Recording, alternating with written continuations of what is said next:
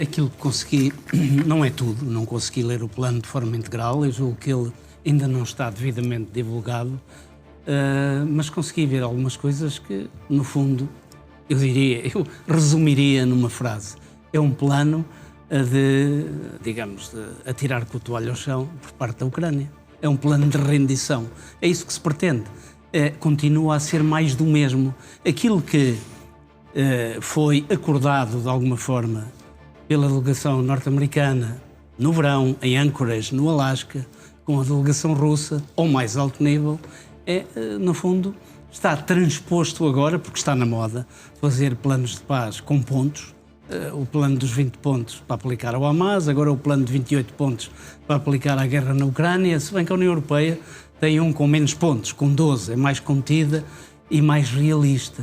Portanto, isto parece-me de facto um dos aspectos que a mim, desde logo, me assaltou e me inquietou o espírito, é que um dos pontos é a Ucrânia é obrigada a terminar desde já com os ataques à profundidade da Rússia. Ou seja, a Ucrânia teria que parar desde já de atacar as refinarias, de atacar o sistema logístico, de atacar os portos a partir dos quais os produtos petrolíferos são exportados, etc. E depois teria que continuar a ceder território, inclusivamente território que as forças russas nem sequer ainda foram capazes de conquistar. Continuamos a bater na mesma tecla. É evidente que isto tem de imediato consequências. E qual foi a consequência de hoje? Foi o próprio presidente da Ucrânia, Volodymyr Zelensky, a recusar-se a encontrar-se com o enviado especial norte-americano que se dirigiu a Istambul e que esteve em Istambul e que tinha o firme propósito de ter uma conversa com o próprio presidente da Ucrânia e viu essa sua vontade rejeitada. Como é óbvio, naturalmente, o próprio presidente da Ucrânia, neste momento, faz um périplo através da Europa, porque neste momento quem tem valido a Ucrânia é a Europa. A Europa é o grande problema. É a Europa a que Sergei Karaganov, um dos principais ideólogos e místico do Kremlin, acaba de classificar a Europa como apenas um desagradável apêndice da Eurásia. Acaba de dizer isto. E diz mais. Diz que a Europa está a ser governada por hienas. Hienas que deixaram de ter medo da guerra e designadamente da guerra nuclear. E diz ainda mais. Já agora, aspectos que eu me lembro da entrevista que ele deu a um site que é o Multipolar Magazine alemão.de, em que ele diz inclusivamente que, se nós, Rússia, estamos a ser objeto de sanções económicas, pois bem, vamos responder com potencial militar, vamos atacar aqueles que nos estão a impor sanções, exceto os americanos, que para já ainda são, mas está a prometer aos europeus a entrada em guerra. Bom, isto vem dar razão aos serviços de informações europeus, inclusivamente ao Serviço de Informações germânico, o Bundesnachrichtendienst, do BND, muito conhecido, que neste momento dizia nos seus cenários mais prováveis que a Rússia estaria pronta para desferir um golpe sobre os países, sobre o pilar europeu da NATO, sobre o espaço europeu, designadamente a Polónia ou até os países bálticos, e neste momento avança para mais perto, para 2027. Bom, o ministro da Defesa alemão até disse mais ontem que alguns historiadores militares de crédito, até inclusivamente, dizem que provavelmente o último verão em paz que passamos foi exatamente o de 2025. Portanto, quando se lê, eu, de facto, fiquei chocado e explico rapidamente aos seus telespectadores porque é que fiquei chocado. Porque eu vivi 3 anos na Alemanha e frequentei o curso de Estado-Maior, o curso de Comando do Estado-Maior das Forças Armadas Alemãs.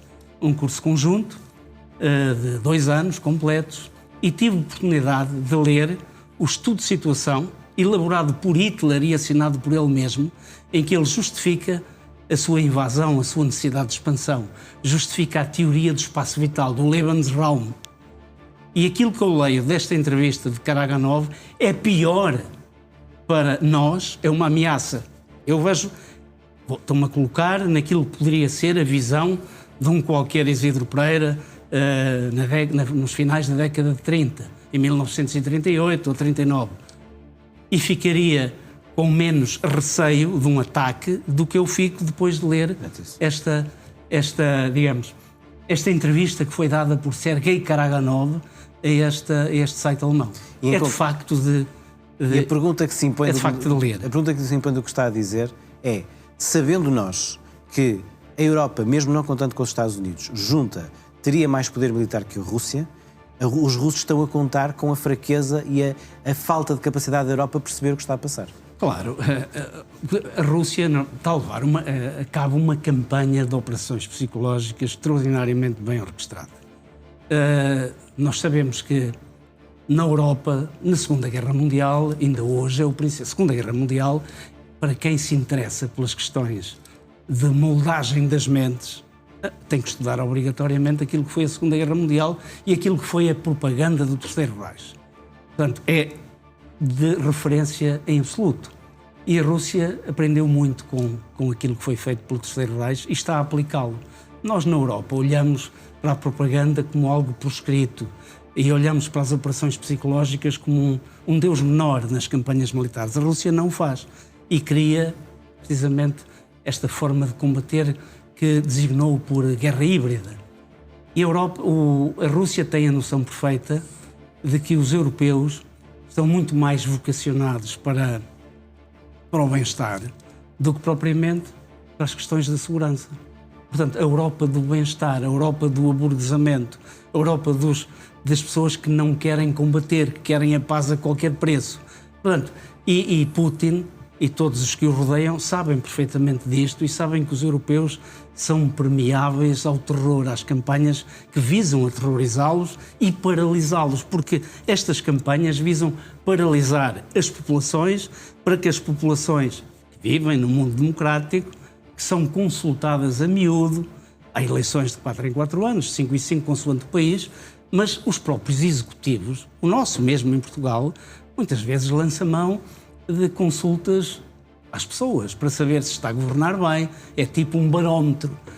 E quando se fazem campanhas, sobretudo sobre as populações reagem de uma maneira que não a maneira adequada, mas da maneira que interessa às potências que pretendem levar a cabo ações perniciosas sobre o próprio espaço europeu. Porquê é que o espaço europeu tem sido o espaço de eleição deste tipo de campanhas? Isto está também na entrevista de Karaganov, mas não é só Karaganov que o diz. Diz o Sr. Peskov, diz o Sr. Lavrov, diz o próprio Vladimir Putin. A Europa, neste momento, é o grande obstáculo à paz. Segundo o Kremlin, só ainda não houve paz na Ucrânia porque os europeus ainda não pararam de apoiar Volodymyr Zelensky e as Forças Armadas ucranianas. Portanto, a Europa é o grande objetivo a bater. Por isso é que nós assistimos a todas as ações híbridas agora, nos últimos dias. A Polónia, ainda há bocado, o Germano estava a falar de uma ação de sabotagem sobre uma linha importantíssima que vai de Varsóvia para Lublin, e o Germano até já esteve lá e sabe que quão importante é esta linha para o apoio logístico às forças combatentes ucranianas. É através, fundamentalmente, desta linha que seguem as armas e as munições para a Ucrânia. E também os civis. E também os civis, curiosamente.